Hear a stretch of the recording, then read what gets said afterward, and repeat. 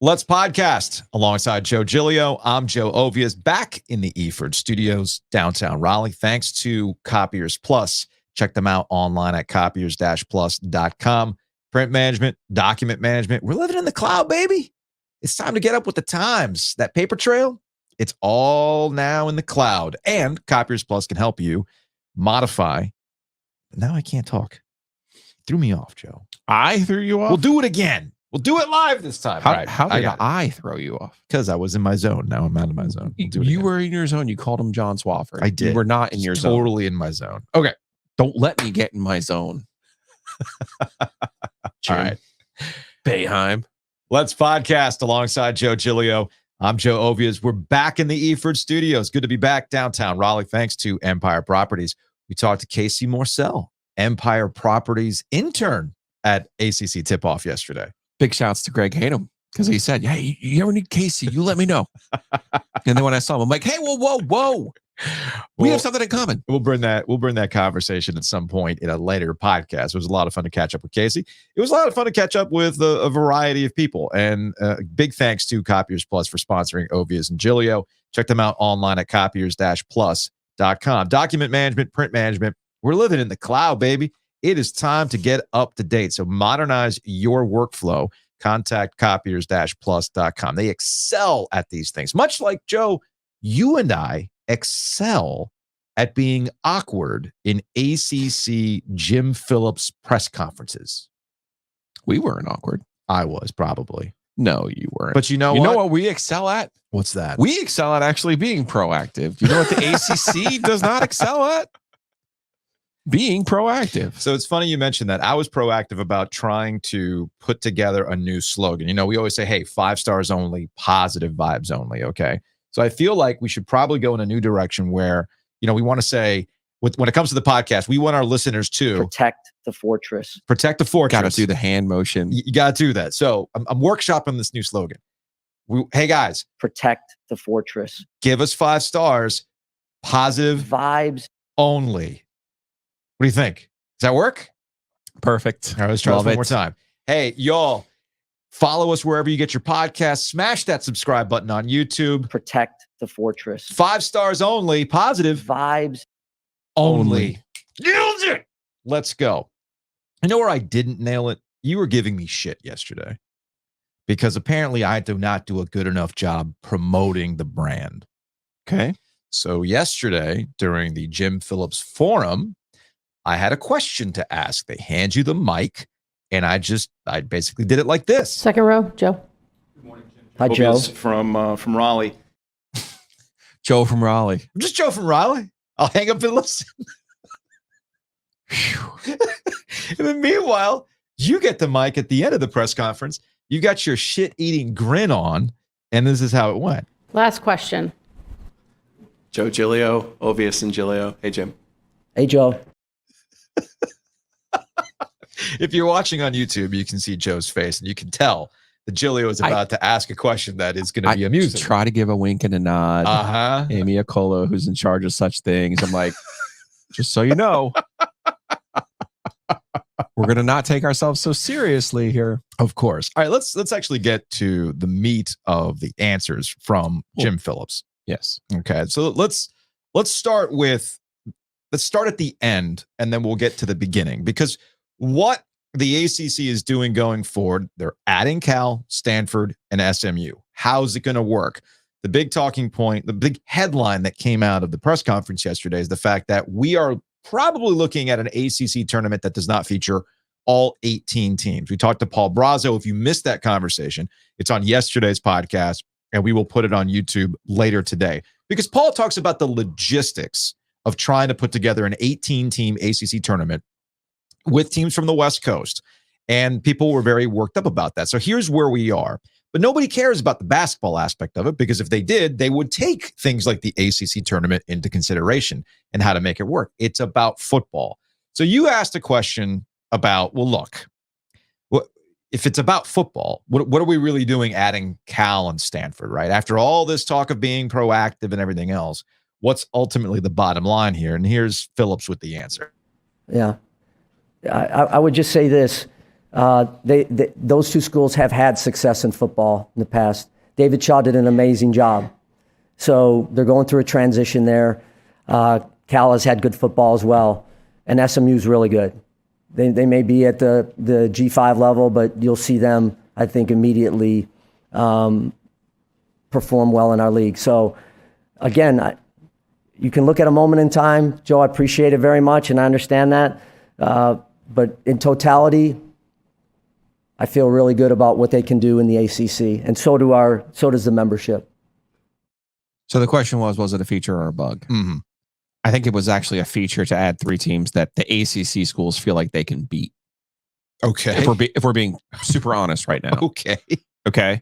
Because you can't sit here with a straight face and say Texas and Oklahoma are going to the SEC and USC and UCLA are going to the Big Ten. Mhm. And okay, let's take the moment in time out about Oregon and Washington being in the top 10. Yeah, they're running hot right now. Let's just take that out of the equation. You can't sit here and say that the SEC makes this move for 2 power brands. The Big Ten makes this move into the same state that you allegedly covet and gets the 2 brands that are worth anything. Yeah. You can't sit here and say with a straight face, we made an equal move to our partners, to our competitors, the SEC and the Big Ten, Mhm. because you didn't. You can't say it with a straight face. And do you know how I know they can't say it with a straight face? He talked for 30 minutes plus, and not once in there did he give us how great Stanford or Cal or SMU are at football. We heard Because Directors Cup, You can't lie through your teeth about it. academics. Heard about academics. We heard You about want to bring up Directors Doak Cup. Walker? Great. Bring up Doak Walker. Mhm. Whatever you want to do. But they were at least not, he was at least smart enough not to lie to us about the quality of those teams. Yeah. You're right. We got a Directors Cup. We got other sports that they're good in. We got Mhm. how great they are academically. I saw Pat Forty from Yeah. Sports Illustrated. And look, I've known Pat for a long time, and I joke with him. I'm like, so we're going to have like the ultimate swimming tournament at the Greensboro Aquatic Center. He's like, I tell you what, man, it's going to be, because Pat has a long history with swimming, and his daughter swam and everything else. Regardless, but At those are Stanford, right? at Stanford. But those are jokes, man. I mean, like, nobody's actually going to get hyped up about swimming. Nobody actually gets hyped up about the Directors Cup. Everything is moved by football. The networks care by football standards, not anything else. But those brands that you're adding don't do anything for your football. No. Okay. And so let's go through this timeline. And then I do want to get to our clip from John Curry from August. Yeah, we got a couple more clips here, including whether or not the ACC was proactive. And yes, John Curry as to how we got here. Okay. So your question, mine was grandstanding. Okay. There are times when you grandstand and you're trying to make my whole point was these brands that you're allegedly so proud of pale in comparison to the moves that the SEC and Big Ten have made. My question really came out of constantly hearing talking points that did not actually make sense. It was after you go to enough of these things, you pick up on patterns, right? Yeah. You know, there was the Swaff filibuster where he would talk for 30 minutes, 35 minutes, 40 minutes because he didn't want to answer any questions and would drone on and people would go to sleep. You know, Jim spent the last couple of summers and ACC tip-offs talking about gated communities. Mhm. I don't want to do anything, you know. There's at ACC kickoff back in July, he said straight up, I got this text from a president and I really agreed with him that what are we chasing? Are we chasing the dollars or are we chasing success? You know, those types of things. All this pie in the sky, Pollyanna-ish stuff, which he self-referenced, by the way. Mhm. He's like, I don't want to be Pollyanna-ish. Clearly he listens. Well, that was a previous press conference question that I gave him. But he clearly listens. So when he talks about we were proactive, we were in the offensive, we've got these programs that enrich, man, I didn't buy that shit because every move they've made was more reactive or thinking that this altruistic ideal of the NCAA was going to hold. That's a question that you asked maybe 2 summers ago, I think it was. So I asked him, I'm like, come on, man. This wasn't really proactive. This wasn't really on the offensive when all the signs were there to make actual moves. And if you wanted to be here's another buzzword, a national conference, you would have actually whole-assed it rather than what we ended up with. And here's his response. Yeah. I think, Joe, when we looked at it 2 summers ago, when the first move with Texas and Oklahoma, you kind of study it, et cetera, we felt really good. I think some of the vibes and some of the conversations we had with individual institutions, Joe, that became apparent that we needed to try to do something financially as well as protect the fortress. So we felt we were very proactive. We had many, many calls, hundreds of hours of time with the board as it relates to taking a look at, would this make sense? Would this group of schools make sense? Would this particular school make sense? And when we got into the spring and into the summer, I think it kind of all came together. Talking about something and having meetings with something or texting with somebody, that's not being proactive. No. Okay. So I do want to go through the timeline here.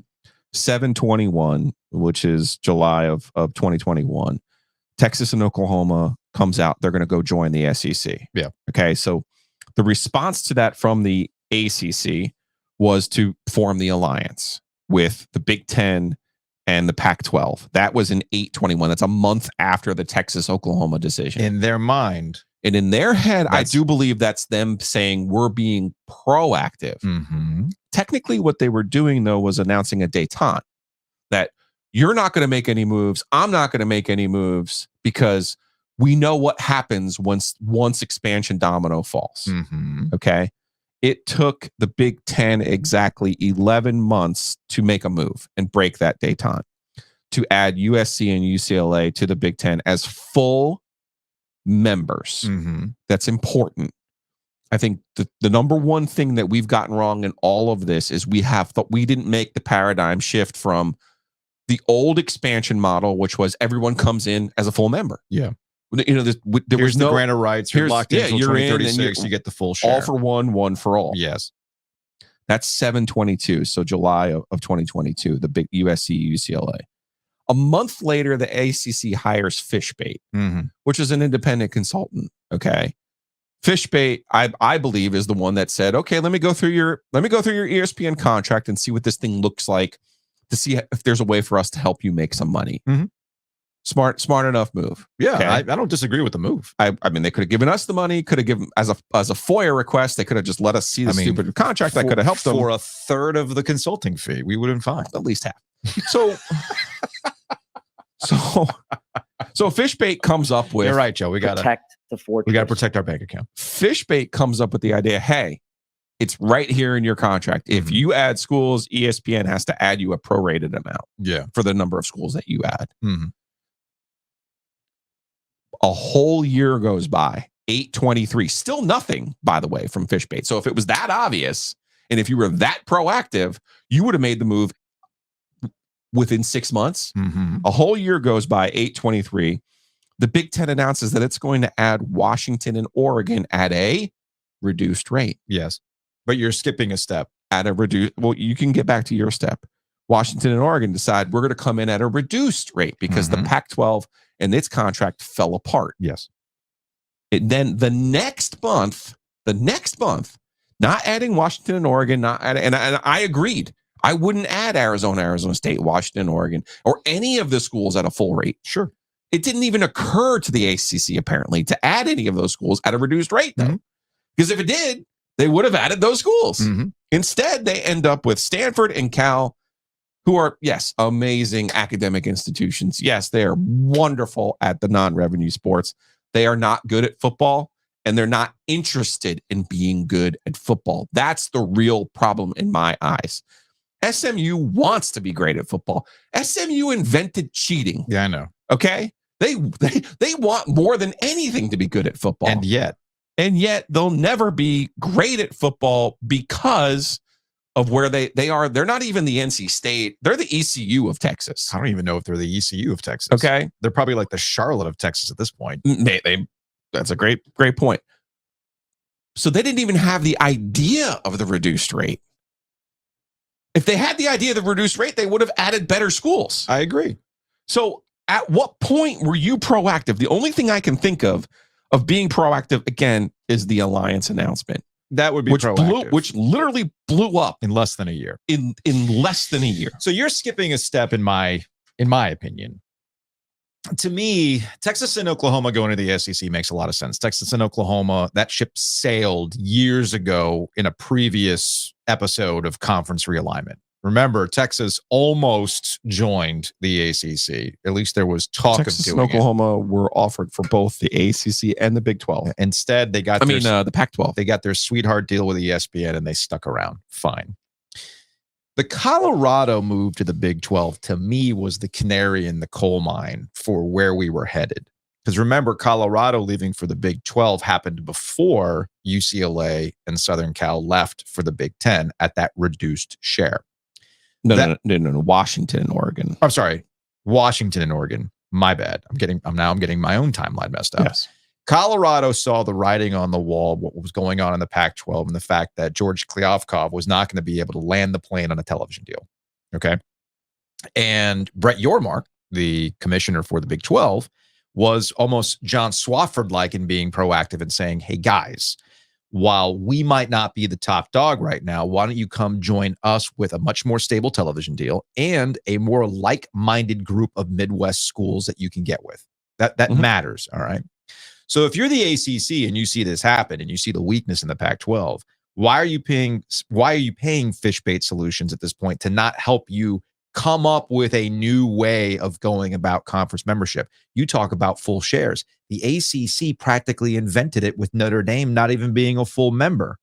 So it's not like it hasn't been in the history. Voting rights. Right. So it's not like it's not in the history of the ACC to get a little creative when it comes to securing yourself. Again, proactive under John Swofford was to come up with a way to make sure that Notre Dame did not leave for another conference.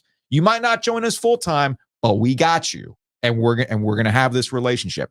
Where was any of that thinking? That's proactive to me. As much as John Swofford gets dunked on by a lot of people for the television deal and Raycom and his UNC ties, stuff like that dude was proactive. That guy saw where things were going. Jim Phillips operates from a time in which he would like the status quo to continue. That's where you get your gated communities. We don't want that. The alliance. I don't need a contract. I can look this man in the eye sockets and understand we're gentlemen. The alliance included USC and UCLA still in the Pac-12. It did. That was the real move to be made, but the Pac-12 was not humbled by that point. No, they weren't. To accept all of the lesser options that ultimately came their way, other than USC and UCLA going to the Big Ten. To wrap my point on this and move on from the conversation and stick to my guns on the Colorado aspect of this, let's not act that there weren't rumors about and we actually went back to July and picked up on some things that Jim Phillips said about maximizing their revenue opportunities and the fact that they have a network. And he referenced it again at tip-off, where we're only one of 3 conferences that has its own network. They viewed the network as a revenue operator. I'm sure there was some big Sith energy with that one. By the way, right? We're the only ones ever. Are you sure? You underestimate. Tell me, future boy, my power. But I'm sure we could have beers with Bubba Cunningham, right? Who is looking at ways to maximize revenue for the ACC. And there were rumors over the summertime and even before that the ACC was interested in actually picking up the Pac-12's television rights, that the ACC would be the place that produces and puts on Pac-12 games and sells it, whereas ESPN wasn't necessarily interested, or Apple was going to come in at a really reduced rate. So apparently you were creative enough to think about, oh, well, maybe we can become their network, at least if the rumors are to be believed. Well, you should have taken a step further. And when you start talking about we're a national conference now, no, you had an opportunity to be a national conference by picking up Washington, Oregon, Stanford, Cal, Arizona State, and creating a much more equitable scheduling pod system. And if you want to add SMU to the mix to be your central hub and you want to go to Jerry Jones's Star to hold tournaments and stuff like that, okay, I'd be willing to hear you at that point, because you do need to think. All right, so for advancement theory, my favorite topic, advancement theory, let's go to John Curry, because I think we know where this is headed going forward. John Curry is the AD at Wake Forest. We talked to him back in August while all this stuff was really boiling over. And Curry was right. Curry was absolutely right, and basically telling us, without explicitly telling us, that where we're headed is consolidation. I think if you look overall at the landscape, we know, and in my particular situation, I've just lived the fact that this enterprise is consolidated over the years. Going back 30 or 40 years, this enterprise is consolidated in college athletics. And I was there. I mean, I remember very distinctly the night the Big 12 died. I mean, the old Big East died, and as it splintered somewhat to the ACC, we were in the Big 12. We picked up one. I remember that. 3 weeks ago, the Pac-12 died, essentially, which is very sad for college athletics and for all the institutions engaged in it. And so, as you look at consolidation being inevitable, there's some real arguments that strength in numbers and adding really strong universities that reflect the values of our league, that are relevant to the populations of our universities. All those are reasons that things can make sense. Now, on the other side, there's also, it's different. I've been quoted this week. I mean, I grew up on Tobacco Road, and I knew in 1982, I could have named all 5 starting quarterbacks. I mean, all 8 starting quarterbacks in the league. I could have named all, the starting lineups for all 5 basketball schools. I watched Wednesday night, and so that was great. It's not going to be like that again, right? It's just not. And so how do we make sure the ACC, particularly for the state of North Carolina, which is the anchor of a Power 4, I guess now, conference, right, in Charlotte, how do we make sure this thing continues to stay strong for generations?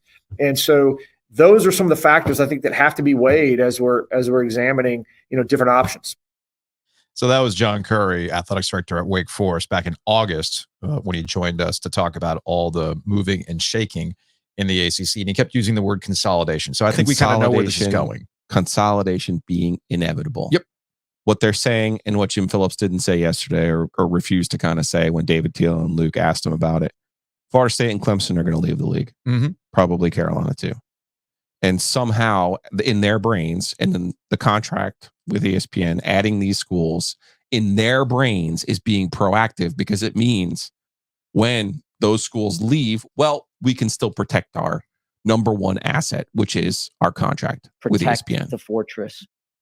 Got to protect the fortress, Joe. So props to John Curry, who's trying to give us the answers to the test. We just didn't want to listen at the time or recognize. You know how many times that has happened to me? Like, shout out to our friend Michael Kelly, who's now the athletics director at South Florida. Yeah. And who knows, maybe South Florida will be a member of the ACC at some point. Could in time, be. at the rate that we're going. Could be. I remember back after he had left the ACC, he basically kept telling me, the network's going to happen. The network's going to happen, without expressly telling me, dude, the network's going to happen. Because I was very skeptical that the ACC. You mean as a linear channel? As a linear channel. I was always positioning it as some sort of online venture, which, of course, in the grand scheme of things, aren't we all? I'm kind of right in how that's played out. Housekeeping. Big thanks to everybody who checked out our ACC tip-off coverage yesterday. Obviously, it continues today. We got conversations with Jon Scheyer, head coach at Duke, Kevin Keatts over at NC State, Steve Forbes at Wake Forest, Armando Bacot from North Carolina. We'll bring you those conversations a little bit later on. We got the OG Tailgate coming up on November 7th. If you want to get in on this, all you got to do is go to our Instagram account, OG Triangle Media. You'll see the post that has the details on the OG Tailgate.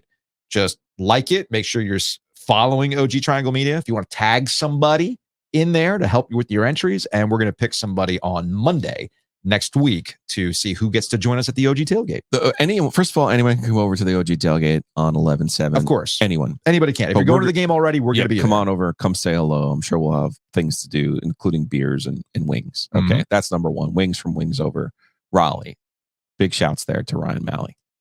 But we're going to give away 3 pairs of tickets to that game. And I'm ecstatic, man. It's a great event. Our wings are better than your wings. I'm looking forward to it. I'm also looking and forward. Sleek Fleet. Don't forget the transportation. Sleek Fleet.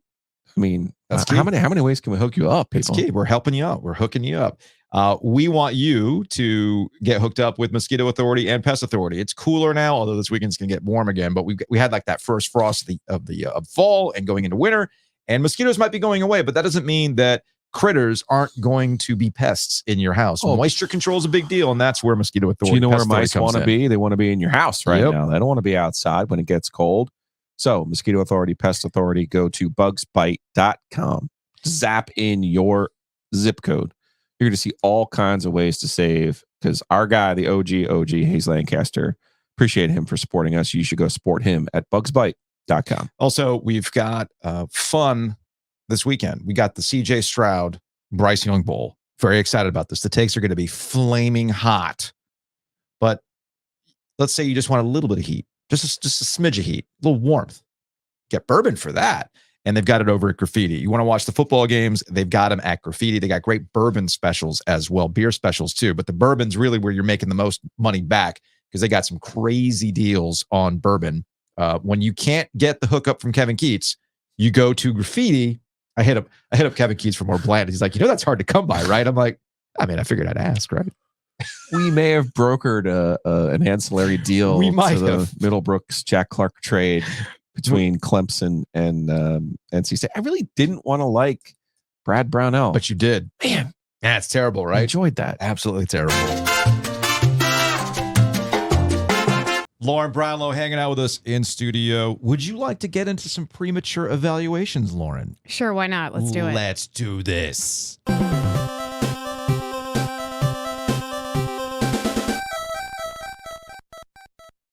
Do you have a premature evaluation for the ACC basketball season?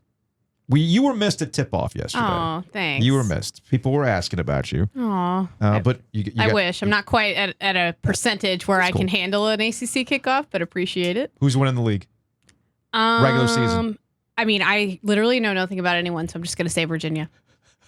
Because they usually do. Good default. I like I that. mean, right? Like, why not? Watch how smart I look. I know nothing. I'm like the person that picks the bracket. Like, You know who the biggest winner is? Caleb Love, because we're going to be talking about him all season. oh boy. Telling you, man. When they win, see. When they lose, see. I'm telling you, he's going to be the main talking point for a good chunk of Why do Carolina we do season. this? It's Because fine. that's what we do. I don't- Let's just let them be happy I agree. without each other. It's probably better this way for everyone involved. I don't understand. You're right. You're right. All right, let's get into some premature evaluations. We've got a battle of 4 and 3 teams at Carter Finley Stadium between NC State and Clemson. Although On the C-dub. one team truly is 4 and 3. The other team is actually a 7-0 team that just happens to boy. be 4 and 3. Lauren. So, Lauren, Yes. they're only a couple of plays away. oh my God. That very... You know what you don't want from your head coach that you feel like maybe is losing a grip on the dynasty he built? A Jeff Bzdelic comparison. Goodness gracious. That's not what you want. And that's the thing with Dabo, right? And we always have said this about Dabo. I wrote about Clemson and Dabo this week for the Messenger. Was going to write about Carolina. Had my scorched earth ready to go. Was ready to just wreck everybody. But all of a sudden, Clemson did that. And it feels different than other Clemson losses, right? Like for a lot of reasons. A lot of losses they've had, you can kind of chalk up, right? To like, oh, well, they're playing a ranked team. And I know Miami's been ranked.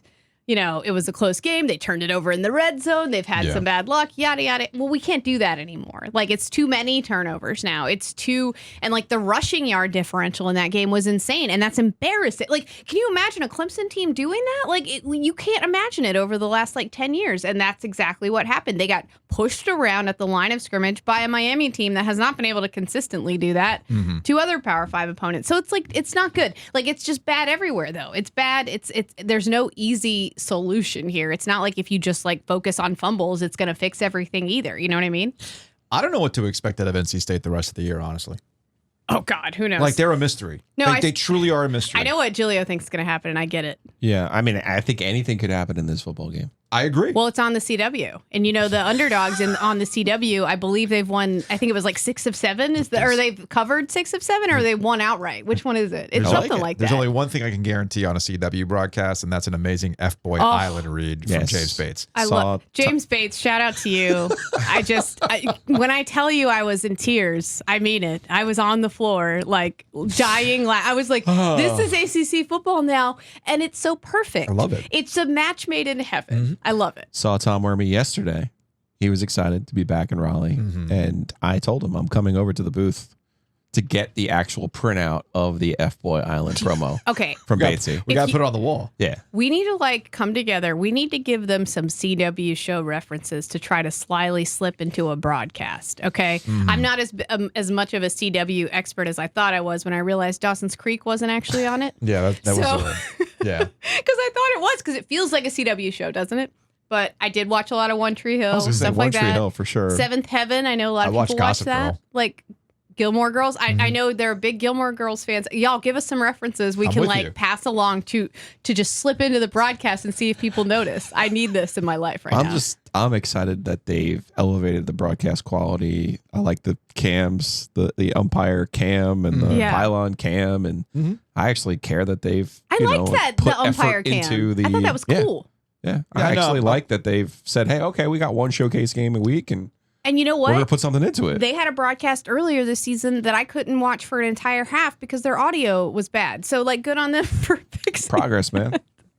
All right. So So what do you expect? Clemson's lost 16. I mean, Clemson's won 16 of 18 against NC State. Dave Doran's 1-8 against Clemson.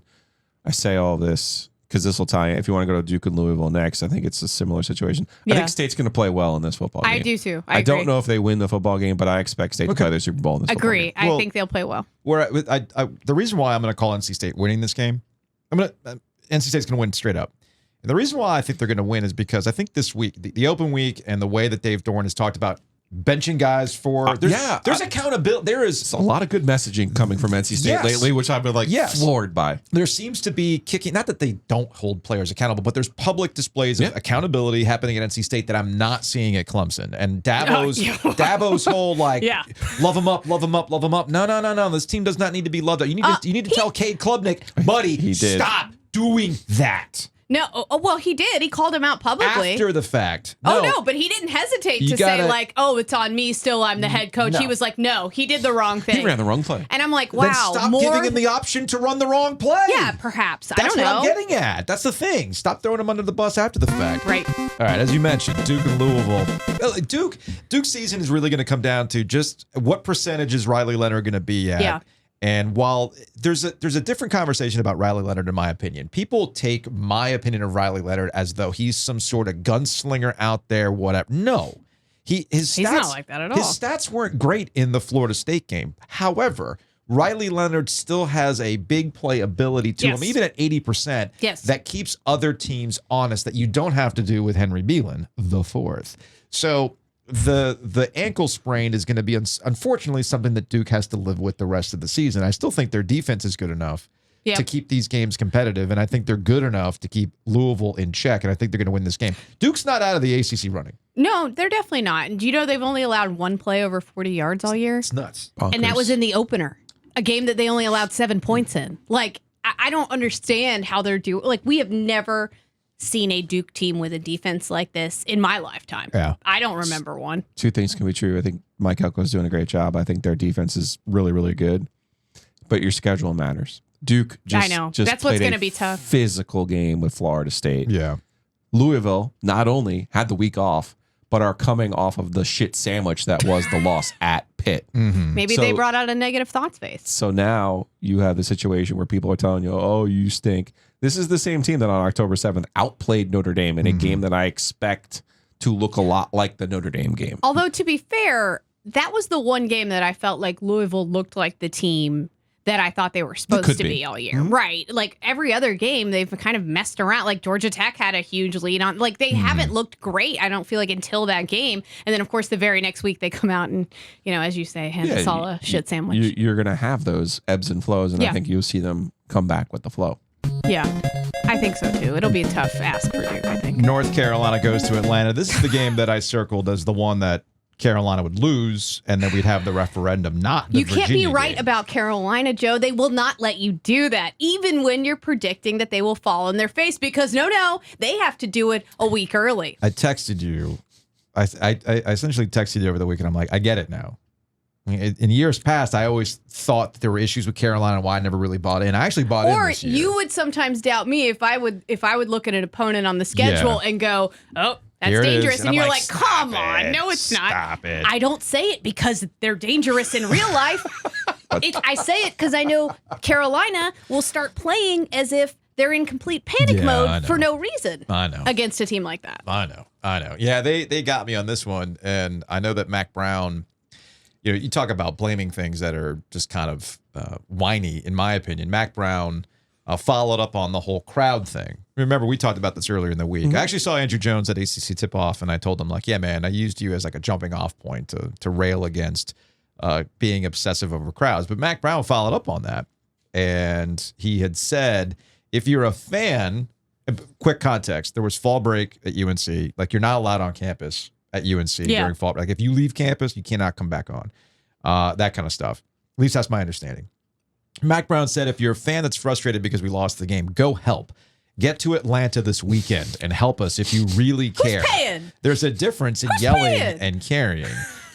He goes on, so with fall break, if you couldn't make it to the game Saturday, maybe you should have. Maybe you could have helped us a little bit. Think about how important it really is to you, not just to... I thought that game was a sellout. How much you yell after a win, but how much you stick your chest out. You can help, and you have helped us. It hurt us that our students were not there on Saturday. Well, you can't do anything about fall break, man. Come on now. That's not cool. Because, like, the students, I was going to say, like, you could say a lot of things about Carolina fans.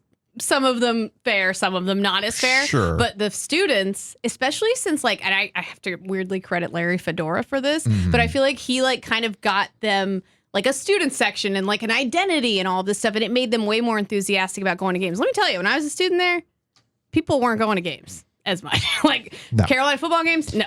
They were not going to as many games unless they were going to take alcohol with them, and that was all they were doing the entire time. You're one of the leading disciples of Coach Paul Johnson. If you had to guess what North Carolina's record is against Georgia Tech. Oh, I know, since it's division bad. play. Yeah. What would your guess be? I think they are, oh my gosh, they've won, I think 3 of the last, like, 9. I want to say that's the number. I don't know exactly what their whole overall record is, but it's not good in recent I never years. would have come up with this because I forget that Georgia Tech actually was good. They were here good and at one there. point, And yeah. Carolina, like, rarely wins in Atlanta either. Yeah, so there's that always takes a game a year out. North Carolina since division play 5-12 against Georgia Tech. Yeah. North Carolina since Georgia Tech joined the ACC 7-14 down in Atlanta.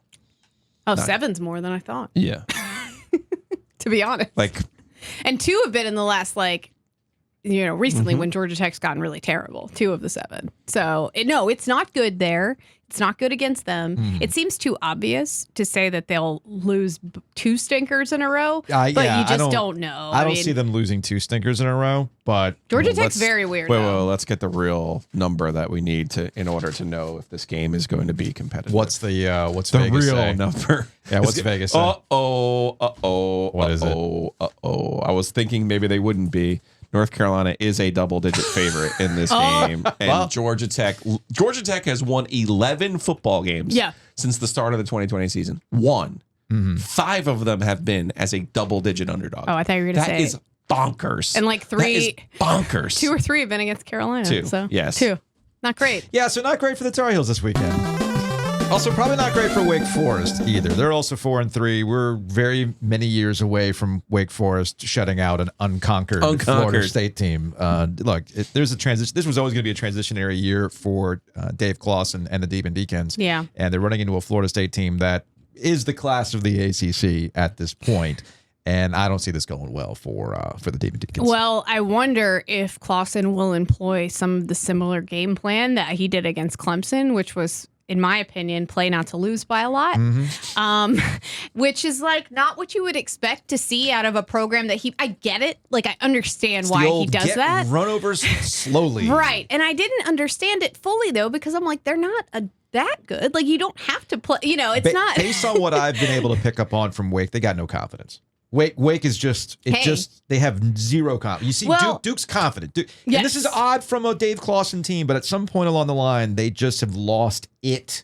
Yeah. And it's coming home to roost. I do think potentially that game against Pitt could help them a little bit because like that was something that, they had to make the play to win. And for once they weren't on the bad end of something happening in a football game. So, but yeah, I got to write it up because it was very Go ACC ending. I was going to say, you put the call out for Go ACC moments. Florida State showing up on their home field in pants that said unconquered on them and getting shut out for the first time and losing to Wake Forest for the first time since 1959 has to be in the all-time moments. Unconquered, 30-0 on your home field. It's bad. I hope Wake Forest took home some sod that day.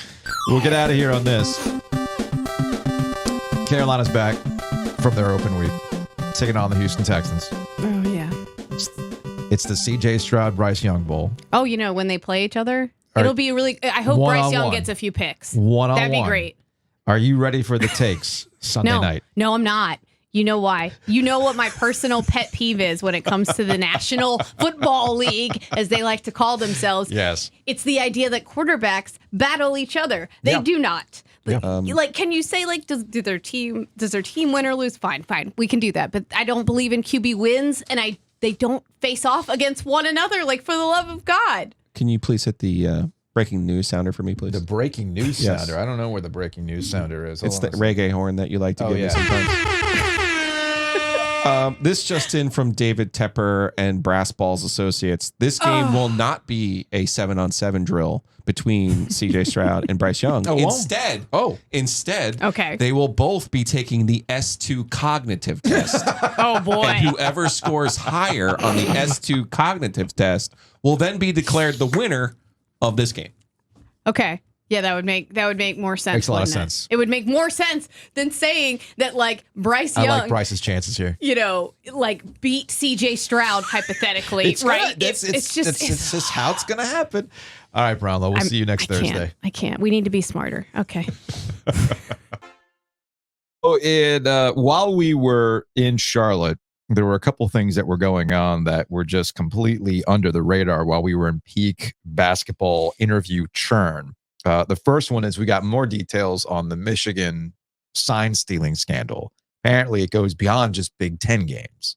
They also were scouting for non-conference games as well. And the topic, and talking to some of the national folks that were hanging around, like Pat Forty of Sports Illustrated, as I mentioned earlier, is what do you do with Jim Harbaugh with all of this? I mean, at this point, you gotta assume that Jim Harbaugh knew exactly what was going on with his scout, his game analyst making $55,000 a year, a guy he specifically hired as some Marine PSYOP operation to get an edge, has to have known what was going on. Coaches know everything.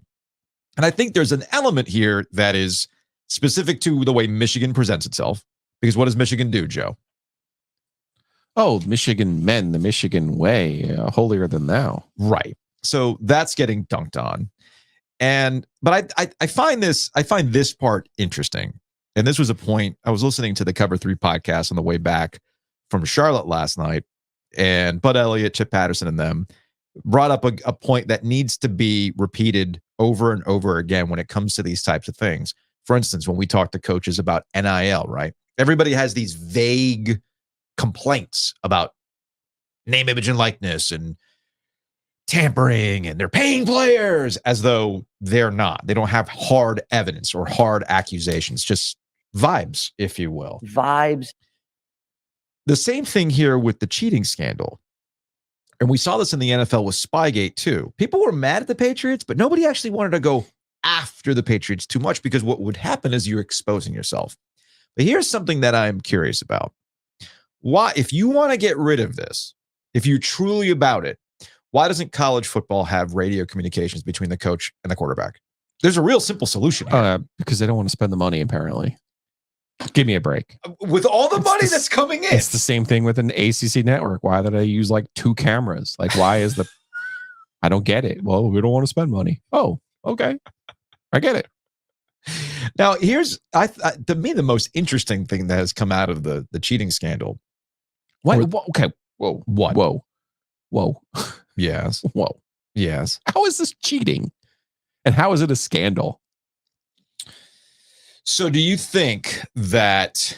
Are you going to play the Deion clip? I'm going to have a Deion clip? I'm going to play the Deion clip, but to answer your question, I guess I'll answer your question with a question.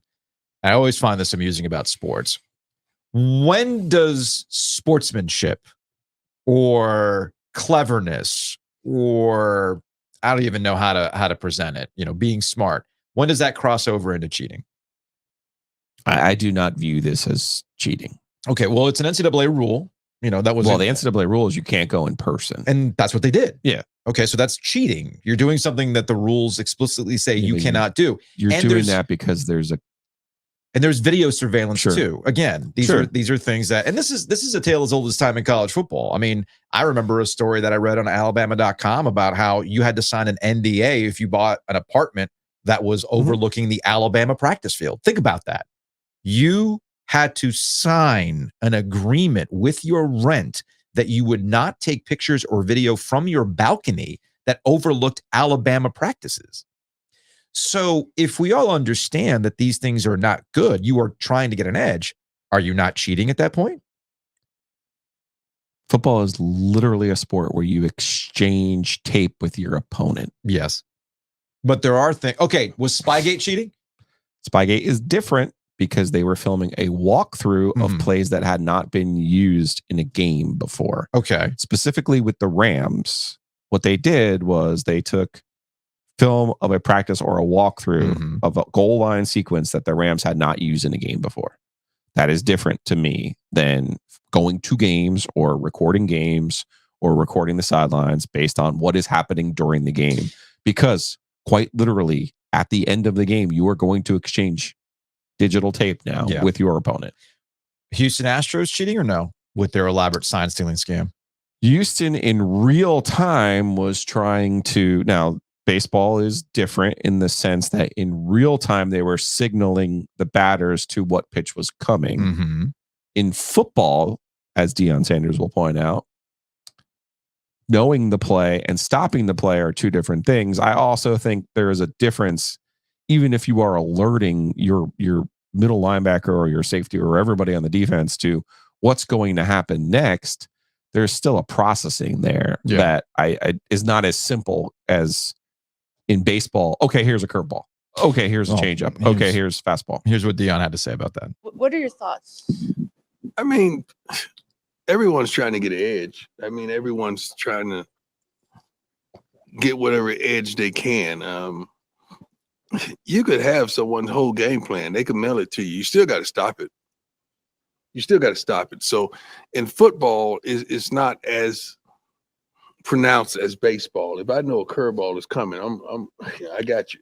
You know, with football, I don't give a darn if you know a sweep is coming. You still got to stop it.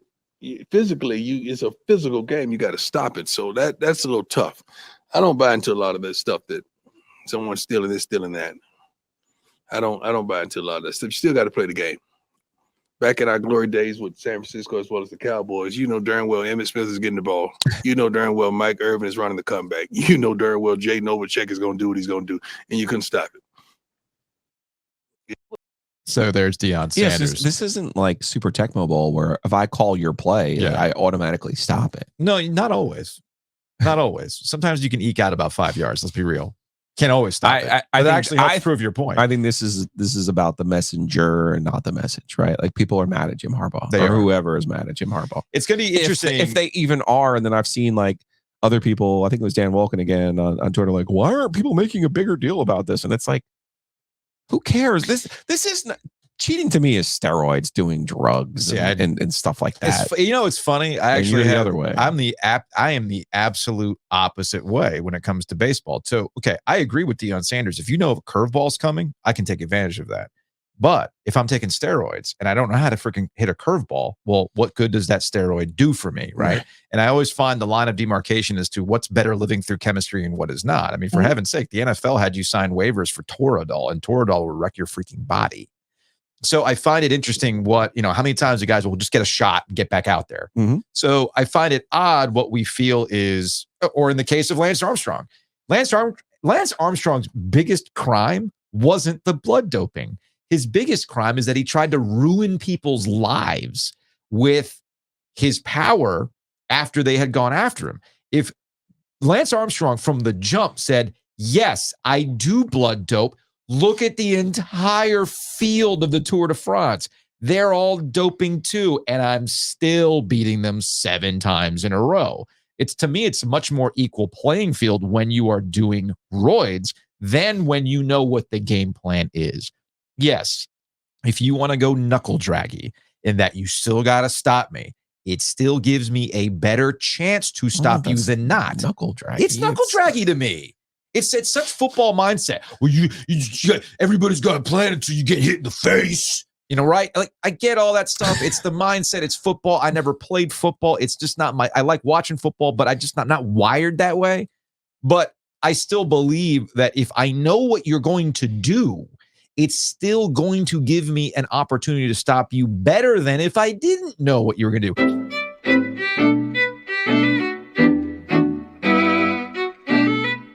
Big thanks to Breeze Through for sponsoring Ovius and Giglio. Go check them out. They've got a really cool contest going on right now. Just go to the arena Breeze Through, the PNC Arena, Carter Finley Stadium Breeze Through. They've got a howler station. They got great craft local beer from Trophy, Mother Earth. We got Vicious Fishes as well. And you get a howler, snap a pic, hashtag it, tag Breeze Through as well, and you'll have an opportunity to be a part of the Breeze Through Freeze Crew, Joe. Ride the Olympia. Get some tickets to a Canes game, man. It looks like a lot of fun.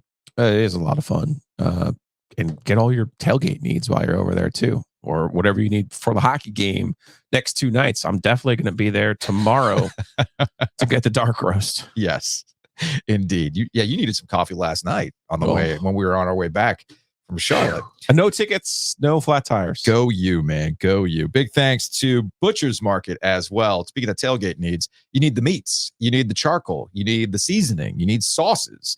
You need sides. They got all that at the Butcher's Market. So again, go check them out at the various locations across the triangle. Lunch. Maybe we just need lunch. Go over there, get yourself a sandwich, man. Get a steak sandwich. So good.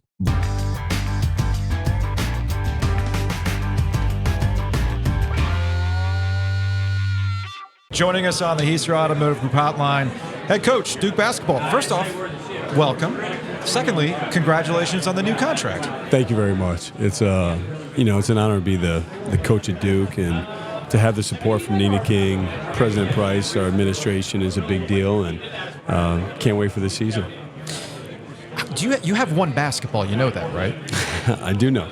Okay, so when I went to like the 15 minutes of open practice we get to see, it was a little weird in that, hey, there's guys at Duke that I remember from last year, which has kind of been a thing as of late, and then all the freshmen too. Right. So, look, I commended you last year for the ability to have everybody understanding a role. You rolled out different lineups and you won different ways, but with a new group, how do you mix in development for your sophomores along with guys who clearly want to play? Yeah, well, one, I want them to play, and I'm not shying away from the fact that there is some competition, and most teams we've had, there's been competition. It makes you better, it hardens you, and the biggest thing for us is understanding, this season isn't going to be based on stats. Mm-hmm. Like, you can have a big time year, and you may only average a certain amount of points, and that's okay. You can play in the NBA, you can be drafted in the first round, you can do all the things you want to do, but these guys are here because they want to win. If it was about statistics for any of them, or if it was about just being about them, they wouldn't be here. And so I'm lucky that I have a group of people in our all 12 players in the locker room that they want to win. And so I think it really starts there. What are you glad that you know in year 2 that you didn't know in year 1? It's that you can do it. It's you can believe all you want and prepare all you want, but until you go through it, there's a different level of confidence after going through year 1. And I think the other thing is the more there's a lot of issues or problems that can come up that can seem bigger than what they are in the moment. And the more that you take care of yourself, which in turn then you take care of your family and your players, the better. And I probably sacrificed that a lot last year, whether it be sleep, whether it be doing the things that I needed to do to be better for everybody else. And that's such a big thing. Are you a good sleeper? Or no, I mean, I still don't sleep a lot, but it gets worse. Terrible sleeper. I'm different. I can only imagine. But for me, I'm different if I'm working out. Like if I just get a workout in, even for 20 minutes, I'm a better coach. I'm better to be around for my staff. And so now I make sure I take time where I'm getting a workout in. And I know you didn't expect that answer probably. You're expecting something on the court. But for me, it's all about what's up here. And that's my biggest takeaway from last season. I was expecting grilling. That too. Because I heard I love grilling. You got the thing, right? Yeah, you got the setup? Yeah, I got the whole thing. I love grilling. I love cooking. You have a new contract, but we have a deal with the Butcher's Market, so I mean, we might have to work something out. Let's talk here. I'm not saying you're not jealous of us. I had something cooking figuratively, but I'm going to have to talk to the new guy who now talks to you here relatively soon. But that's inside baseball. I am curious with Kyle Filipowski having been here now for long enough to have at least tried a biscuit, but apparently You've heard this already, I hope. Have you heard this yet? No. Apparently, he told the writers that he has not had a bit. Like, how do you not go to Bojangles He yet? didn't know what a biscuit was. Really? There was like bread or Yeah. something like that. I'll talk to him. Leave him Okay. alone. I'll handle it. Let you- Okay. I'll let talk you to do him. that. And I'm giving, well, I should be giving this content to Ryan because he's Mr. Big Podcaster Exactly. now, right? Exactly. Has he hit you with the, hey, coach, I can't make it to practice today. I got this interview scheduled. So, if I can Not show up yet. about 30 minutes late. But I guess it shows you that all the varying interests that players have. And it's been kind of cool that Ryan has become a little bit of an influencer with the podcasting going on while also contributing to the team. Yeah, I'm happy for him. They've done a great job with it. One, and then two, I'm all for anything off the court. If they get excited about it, I want them to do it, just as long as it doesn't impact their focus on, which now they can wear multiple hats and still get the job done on the court. I love it when I'm right. I correctly predicted last year that you were in a great situation because a portion of the fan base was down after the way that Mike's tenure had ended. And you were able to deliver. Sometimes you overperform, right? Not quite the case this year, sir. Expectations are there. I don't know if there'll be a 1 next to your name. There will be at some point during the season. That's how college basketball works. But it is a completely different set of expectations for you in year 2. And I loved the video that Mike went over to PNC Arena and talked to the Hurricanes about you're good enough to win this thing. And I know you've heard that message from him before, but I'm curious, how do you teach your team to kind of handle expectations? And did you give them the speech, man? Well, one, if anybody knows about expectations, I do feel it's me. I replaced the all-time leading scorer in Duke history in J.J. Redick when I came in. I don't need to tell you replacing, Coach K at Duke. Yeah. But this is what you want when you're the coach or you're playing at Duke. You want everybody's best shot. You want to, again, not that it means anything, whether it's ranked number 1, 2, 3, 10, whatever it is preseason, but that's what we expect. That's how we want it. I don't run from it, but I do think it's important for our team to understand just because that's there, it doesn't entitle you to anything. It truly doesn't. I've been part of some teams that we've had that ranking. We've lived up to it. Other teams, we've assumed it's going to happen. And so my biggest thing for our team, what's the reality of right now? Like, where's our team right now? Are we where we need to be? Obviously, the answer is no. So what are we doing in order to work and to get there? And that's where my focus has been. So we're getting the wrap-up signal, but we have an ACC expansion welcome table here. And we've got Texas Pete, which actually does marry things because it's Texas, but it's made in Winston-Salem. We have wine. We have a T-shirt for you, too, from the podcast. You can work out in that. You can work out. My players probably want me to wear this, just to remind, in the course of a practice. Like, Coach, well, wait, Coach, positive vibes only. I feel like there's a special shirt, though. What was the name of the breathing technique you mentioned last year? Wim Hof. Yeah, I Wim feel Hof. like Wim Hof We did it again, vibes. by the way. We did it. Wim Hof vibes, we'd all be in a better place. Trust me on that. So this is all to get you acclimated with the new ACC for next year. So California and Texas. We got the wine from California. There's the Texas Pete, obviously, with Winston-Salem, and then the cash is for the Pony Express. So and the grapes and the almond joy. You get to California. choose. You get to, and we're being serious. Okay. You get to choose. Okay. Well, I'm a big wine fan, so I'm going to skip right past the Texas Pete. Okay. And I'm going to look at... we have a red and a white, both from Trader Joe's. Yeah, I'm going right here. Perfect. Okay. That sounds Thank like you. that's going to be a good reduction sauce at one point. Jon, we appreciate it. Thanks for having me, guys.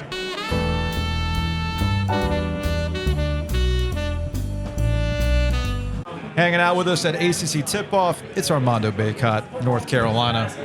You wondering what the cash and the Texas Pete and the... Yeah, I'm like, wow, okay, I'll take the gifts.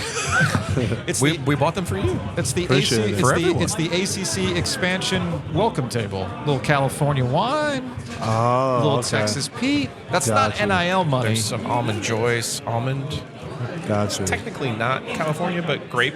Close enough. Maybe. We'll take it. All right, in an NIL world, what's $15 going to get me for Armando Bacot? That's 20, actually. Is that $20? Yeah. What's $20 get me in the NIL world? A wave. We'll take it. We'll take it. All right, man, let's get down to it. I think at one point last year, you had mentioned that last year was about the year before. All right. Yep.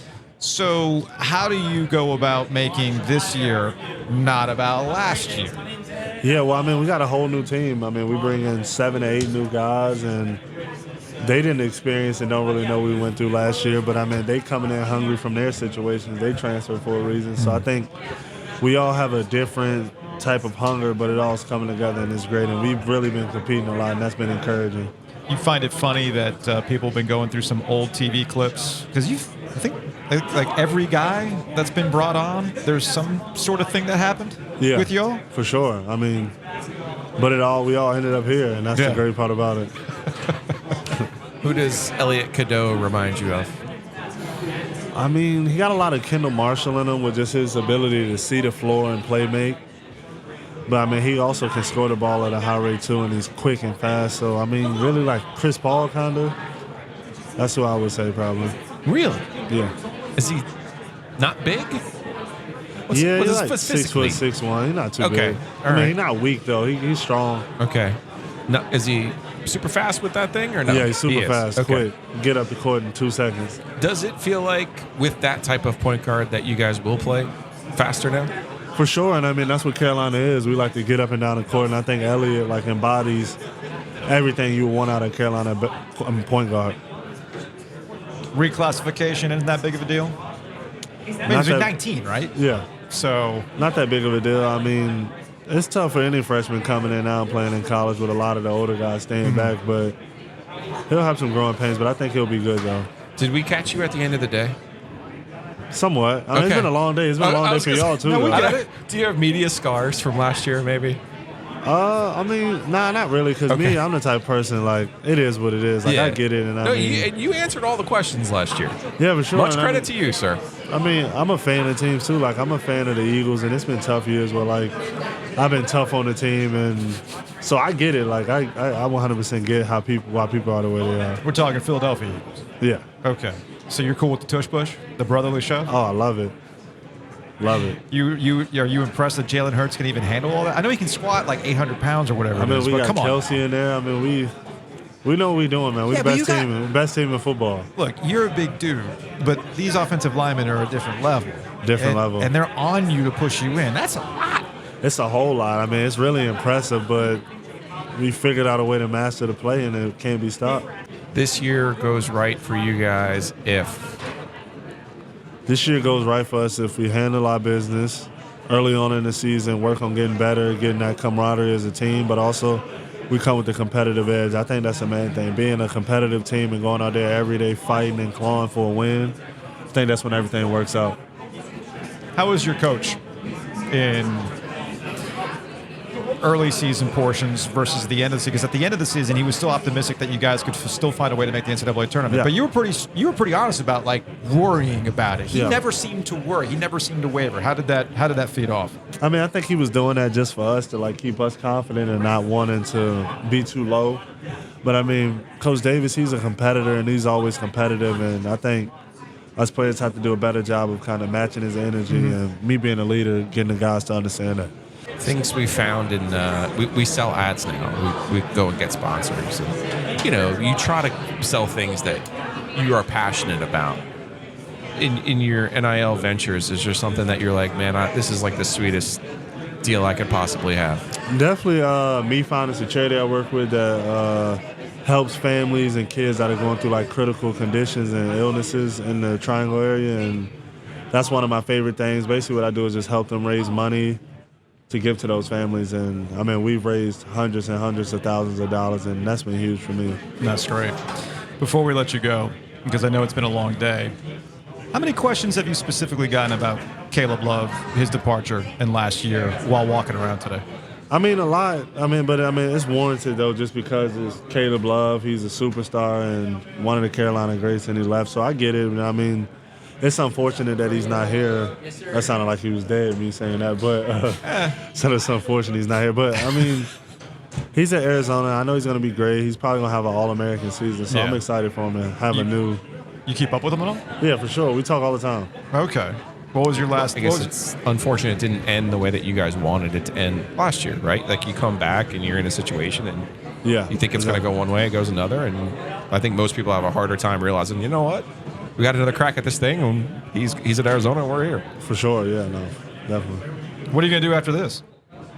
Like, you can't be at Carolina forever, man. Oh, NIL money's yeah, going to eventually, I know the NIL money is good. You got eligibility and stuff This like the that. last year y'all gonna see me, man. I'm out of here after this year, man. I promise. Is there any record you don't have yet? Points. But Okay. I mean, even going through this year, I still don't know if I'll have the most games played. How? Man, Tyler Hansbrough played a lot of games. He did play a lot of games, I mean, but he he went was far here in the 4 tournament, years. though. Yeah, there's a tournament. There you go. ACC, NCAA tournament. It's a tournament. We had the COVID year. Then, Yeah, that's true. Armando, appreciate the time, man. Appreciate y'all. Thank you. You want any gifts? Hot sauce? You're certainly old enough for wine. I'll take a fruit snack. A fruit snack? Okay.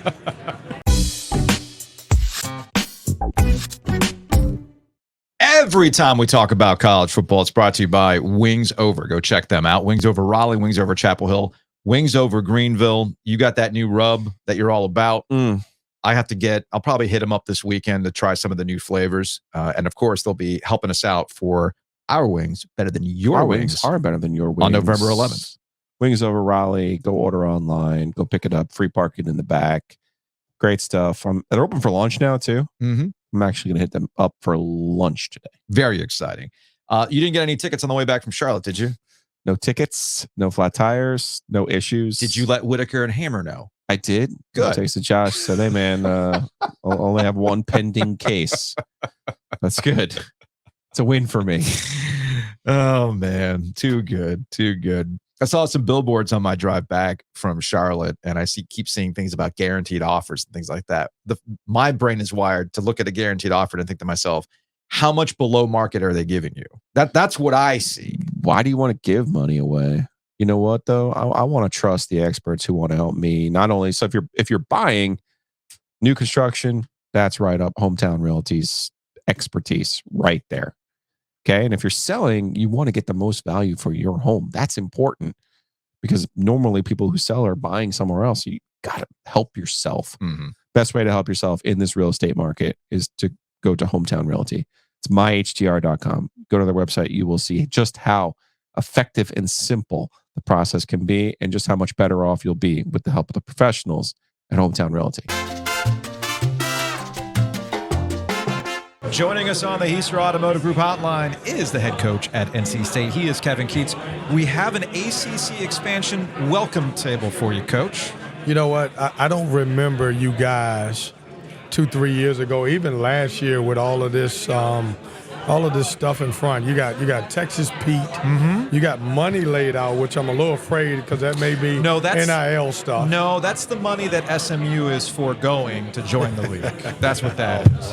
I walked right into that one. I should have known it. Every coach has. It's no big deal. And of course, the bottles of wine from California to Texas, which is made in Winston-Salem, so there's a little synergy there. And we have almonds from Almond Joy, some fruit snacks. And I'm being serious. You can take any of this. Hey, by far, this has been the most creative table that I've been to. We try, Coach. We try. It's that podcast money flowing. That's what this is about. All that podcast money. So when DJ Burns rolls up, is it still just the celebs here? Like the bigger... I've been around a lot of NC State basketball. And the thing that I absolutely loved last year was when I was leaving PNC Arena, all the kids that were hanging out, waiting for DJ to come out. Yeah. And he was great with them all. I love that. And I think that makes fans, man. You know what? He has grown in so many areas, and, everybody, tends to see what he does on the court. But he's got a huge heart. He's a big teddy bear. And, I said this before, if he stops playing, he could come back. I don't know if he can win being the mayor, but he'll have a shot at it. I mean, he's one of the most popular guys in our area. You have DJ back. You got Casey back. You made the trade with Clemson to get Middlebrooks. I like that. I hope you tell him, hey man, you're playing State tomorrow, so he makes every shot that he takes. So I heard he played well in the secret scrimmage as well. It was a secret, Joe. Okay, you're not giving that away because you jinxed the guy from Missouri. You said he hasn't been playing well after you were really nice to him at media day, right? Listen, you're the only one. He's been, for everybody that can hear us, he has been on this trade thing since the day that it happened. We haven't talked to Brad Brownell yet. We're going gonna to get a talk to him breakdown. later. We're going to get a breakdown bad here. thing. He is, and when you talk to Brad, the one thing that I wanted to say is I wanted to get the release out about Ben before he did about Jack, and we're going. You know, Jack was a good kid, and excited about Jack, and so is Ben. Glad to have him. Did you get future considerations though? Or? Well, we did. Yeah. Did Brad promise not to beat your brains in again? Well, hey, Brad had a good year, and so did we. So, and that's a good way to transition to look, the commissioners forum talking about basketball and trying to change a narrative around it. And you did have a good year last year. Yeah. Clemson had a good year last year. Miami got to the Final Four, and people just kind of shrugged their shoulders about that. Is it just as simple as we care about the blue bloods and that's how we gauge it, or is there more of a conversation point we can have to get people to get with the program, that there's good basketball beyond the two that you typically see? Well, I mean, we're so proud to. I'm gonna tell you how tough it is. This league's tough by itself, but imagine only getting 5 teams in, how tough it becomes. And so we're excited that we were one of the 5, which I also think is ridiculous for a league just to be getting 5 teams in. I know there are going to be a bunch of arguments of why, but It's the net. It's the net. It's Ken Palm. It's all that stuff. It's everything. Yeah. And you know, obviously we have to do our part as coaches in the league. We got to go out and win in the non-conference and try to figure out if that's the case. We got to follow the script and try to get better and getting teams in. But I think it's a great league. I do feel like when certain teams don't play well or have a great resume, it kind of affects the entire league. And that's not the way the selection is supposed to go. It's supposed to be everybody should be individual contractors when it does that, instead of looking at it as a league. Yeah. I worry every year you were able to do this a hard grade. You go get a guy, you replace it, you have a good team. I don't want to diminish, though, how special and unique Jarkel Joyner was, because I know you added some good players, but I'm not sure you can add a guy like that with a leadership position who comes in and just kind of unlocks, the best of the rest of the players, which I will continue to argue was really Jarkel's strength last year. Yeah. So the guys you brought in this year, who do you kind of look at and go, okay, you don't have to be Jarkel, but this is what I do need out of you this year? Yeah, totally unfair to anybody that I brought in. I mean, that guy's a generational guy. Mm-hmm. I knew that I was getting a guy who averaged 12 points a game that played in a system that didn't have as much freedom as we did. So I knew he could, go to 16, 17 points a game, which he did. The one thing I didn't know was what type of person he was. The one thing I didn't know was what type of locker room player he was and all that stuff. So, we went out and we tried to find some guys, number one, that would be great for our program. I think when you get transfers and, those guys are not on the same page, they can really hurt your team. But it's hard because Jarkel was so special. I like our group, but I don't have a Jarkel Joyner in this particular group. And that's nothing against them. I might not ever coach a Jarkel Joyner in my life. I like the kid from Arizona State. He's good. He's more of a Taquavion Smith. A scorer. He can score the ball. Heater upper. He can score the ball. Like if you guys are saying to me, all right, tell me who's closer to the guys you've had who are volume guys like Sebron or Jarkel Joyner and even Taquavion Smith, I would say it would be DJ Horn. DJ Horn will remind guys of those type of guards who can really score the basketball. They're wrapping us up. We got anything else? I can. You want a gift? You know what? You're a teetotaler, I know where you guys live. Mm-hmm. Okay. And I'll get the gift. You already got your shirt. Yeah, I got my shirt, and I'm going to wear the shirt. You going to wear it around? I'm going to wear the shirt. Okay. I don't know where I'm going to wear it, but I got a couple ideas when I'm going to put it on. Hey, look, have you done the ACC Network set yet? I just did that. Oh, damn it. Yeah. You should have asked me before that. Yeah, you're right. You're right. That's it. You know that? Me on that one. Should have gotten to you before that. Coach, we appreciate it. Hey, guys, thanks for having me.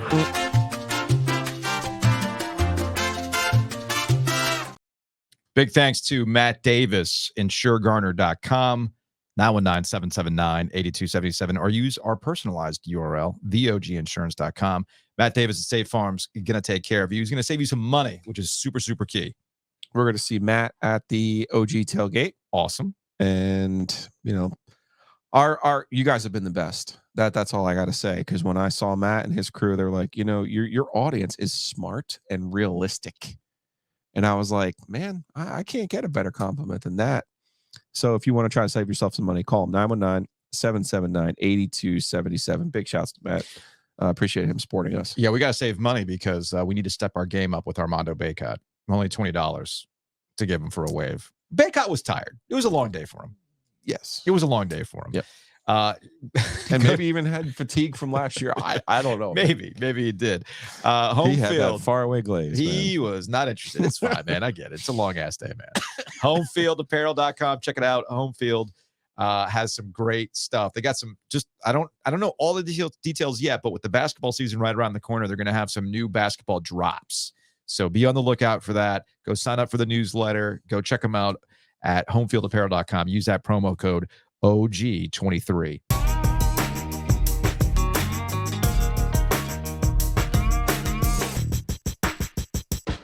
Steve Forbes, head coach, Wake Forest, hanging out with us. Yeah. The money always attracts money. people. The money, the singles on the table. Hey, more money, more problems. That's not going to get you a lot of NIL back, though. Nah, that's more of a JUCO NIL deal there.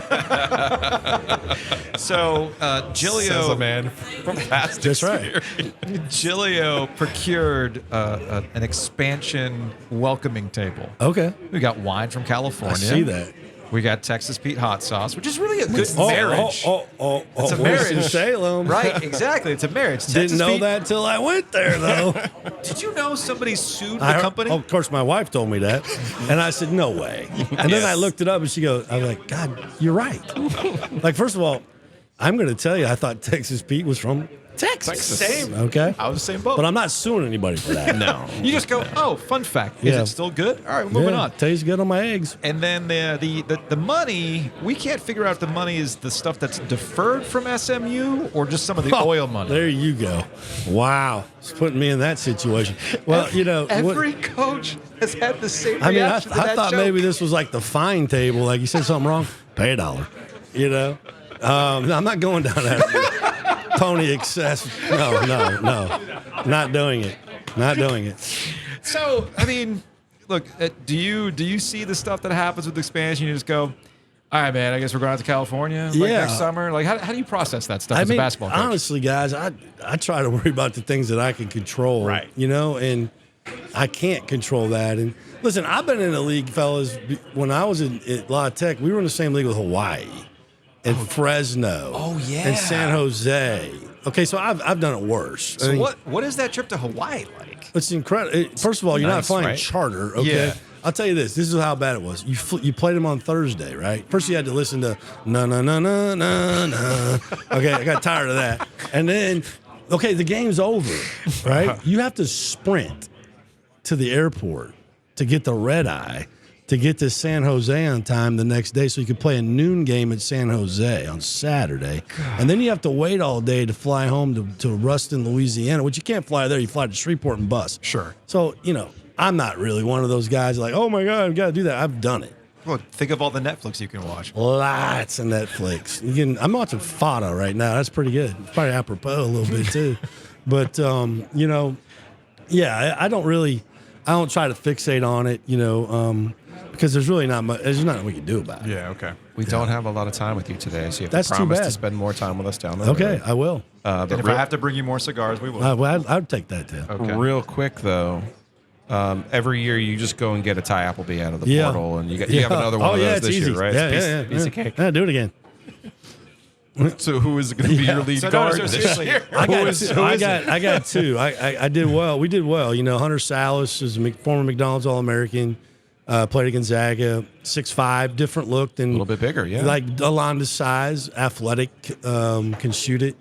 Really good defender. Boopy is a lot like. I'm sorry, Boopy, Kevin Boopy Miller. Okay, Boopy is what's what we know him as. He's a lot like Ty. He's fast, he's quick, he can score. He averaged like 19 a game before he got hurt last year in Central Michigan. So, it's kind of I like. would have taken him just because his name is Boopy. Kevin Boopy Miller. He's got a huge social media following. You need to check him out. It's like having a fastball and a curveball, and the other thing is, like last year I had peanut butter and jelly there. You know, but those guys were small, where now we could get a little bigger in the perimeter with Hunter 6'5", Cam 6'5", Damari's 6'6" when he comes back. Abramo Senka we got from UCLA 6'6". So now we got bigger, rangy You got guards. a squad, eh? We're big. Yeah, you know, we got a couple things that are hanging out there that, you know, does he get his waiver? And when does Damari come back? Damari led the ACC in threes last year. He got hurt in Raleigh. In the state game. Trying to do things he couldn't do, dribble. He just should have shot it. You know, it's a tough injury. Yeah. The patella's hard. But if we get those two guys back with what we got, we'll be hard to deal with. You'll be rolling. Yeah, be good. All right. And of course, hopefully the net works out. Yeah, well, I don't know about that one. You know what I do think? You just got to win the right games, right? And so we scheduled harder.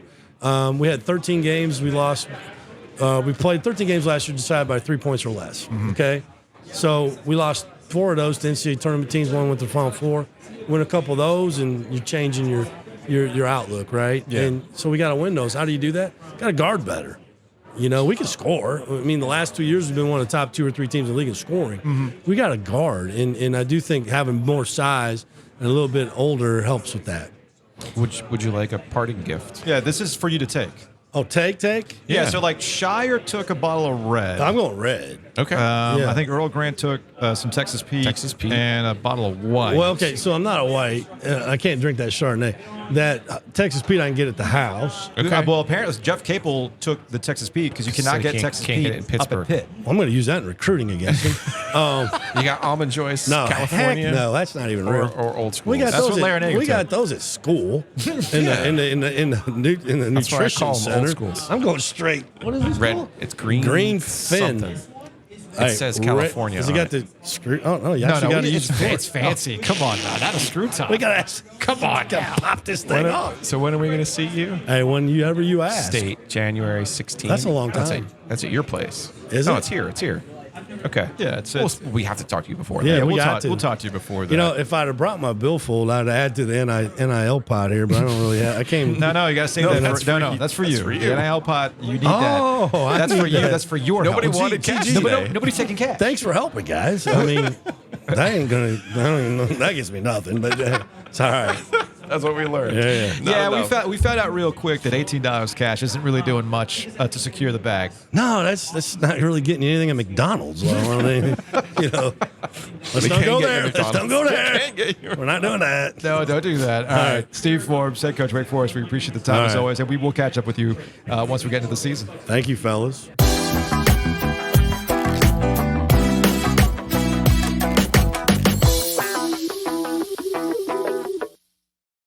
I love talking to Steve Forbes, man.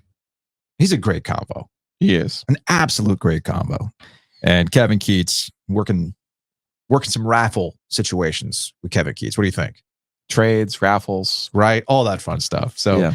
We'll keep you posted on All the DJs. on some of those things in the future. Let's get out of here with some Hey Joe questions. Big thanks to Oakwood Pizza Box. It is a Thursday. They are open. I know what day it is. So go check them out in downtown Raleigh. You can order online at oakwoodpizzabox.com. I think I found Jim Phillips's burner account on YouTube. Okay. And this was in relation to our conversation with Luke DeCock reacting to the commissioners forum. And this person was like, your intelligence, LMAO. ACC is already relevant, you clowns. What it needs is money. This expansion brings in money or brings it money. They just added 2 of the largest TV markets in the country, Texas and California, and soon a 4th school will be added. In 5 years, more schools will be added. Adding these 2 states almost doubles the number of top 50 TV markets in the ACC. That's great, man. But last time I checked, clearance for the ACC network might be a problem in markets that do not give a damn about such things. You also might have noticed that cable homes continue to dwindle as more and more people are off doing their thing. Anyway, this goes on and on and on. I mean, this is like a long comment. I'm not going to read the whole thing. It's like then you say something that is going to be dramatically increasing revenue in the ACC is irrelevant. You are total clowns. All caps. No, that's not from Jim. Are you sure? I'm positive. And then that is, he goes into his number. The math ain't mathing for me, but then he closes out. But these clowns think ESPN is just going to throw it all away rather than reinvest it. Nobody's insulting your intelligence, ovaries, gigolo, and lick. Do yourselves a favor because you are dumb AF. Whose burner account is that? It could just be a real person who's mad. Yeah, I don't agree. That's cool. I'm glad they listened. This is from Timmy Ann from yesterday's show. Please don't use the term shack it. YouTube doesn't even want me to type it. It keeps autocorrecting. Y'all have fun. And I asked, what's wrong with saying shack it? She says, it doesn't sound right, Joe. I know it's marketing by LL Bean, but it sounds like a bad accident. Not yet. Okay. Not something fashion forward, but hey, I'm glad you had your shacket with you. It will help extend your wardrobe on the trip without your bag. Y'all should get an LL Bean sponsorship for sure. $. Yes, please. And from Wolfpacker chimed in on this. So the debate in our house is what is the proper term for a zip up sweatshirt? Is it a sweatshirt since it is the material, or is it a jacket since it has a zipper? You have strong opinions. Yeah, I do on sweatshirts. The ones that are zippy, I call jackets. Yeah, I do. What? So a full zip is a jacket. So in my opinion, so my Nintendo hoodie, I call it a hoodie, but it's a full zip hoodie. Is it still a hoodie? I think those are jackets. Is a hot dog a sandwich, Joe? What do you call the beanie on your head? No, the only thing I truly feel strongly about is when you call sweatshirts sweaters. Yeah, whatever. It's like this weird hockey amalgamation thing that you got going on. Get over it. And we're over the week. It's a wrap. Enjoy your weekend. We'll be back on Monday to have the hottest of hot takes after CJ Stroud and Bryce Young go toe to toe. QB wins. Let's go.